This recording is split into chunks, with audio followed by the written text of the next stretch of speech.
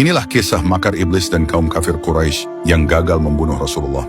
Menjelang hijrah Rasulullah SAW dari Makkah ke Madinah, para pemimpin kafir Quraisy berkumpul di Darun Nadwah untuk menyusun rencana jahat. Mereka khawatir akan pengaruh dakwah Nabi yang terus meluas. Belum sampai ke tempat pertemuan, mereka berjumpa dengan seorang lelaki tua yang tampak berwibawa. Lelaki itu sebenarnya adalah iblis yang menyamar sebagai manusia. "Aku sesepuh dari Najd," katanya. "Aku mendengar pertemuan penting ini dan ingin turut memberi masukan." Para tokoh Quraisy pun mengizinkannya ikut serta. Di ruang itu, mereka mulai berdiskusi tentang cara membungkam dakwah Rasulullah. Salah satu dari mereka berkata, "Kita belenggu saja Muhammad dengan tali sampai ia mati layaknya penyair zaman dulu." Iblis menyanggah, itu ide yang lemah. Para sahabatnya pasti akan menyelamatkannya. Mereka bisa saja membebaskannya dan memerangi kalian. Usulan lain muncul, usir saja Muhammad dari kota ini. Namun iblis kembali menolak. Kalau dia keluar, dia akan mengajak orang-orang Arab dan mereka bisa bersatu di bawahnya. Kalian akan kalah di tangan mereka. Lalu Abu Jahal angkat bicara. "Kita ambil satu pemuda terbaik dari setiap suku.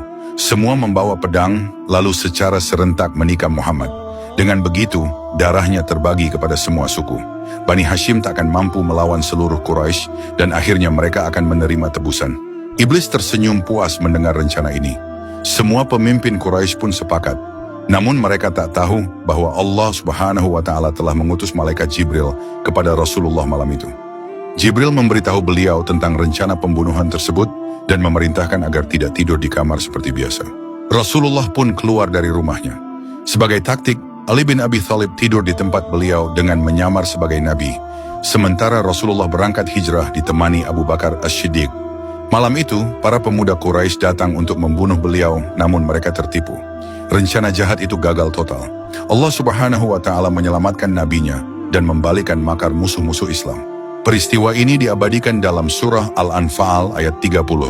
Dan ingatlah, ketika orang-orang kafir memikirkan tipu daya terhadapmu, Muhammad, untuk menangkap, memenjarakan, membunuh, atau mengusirmu.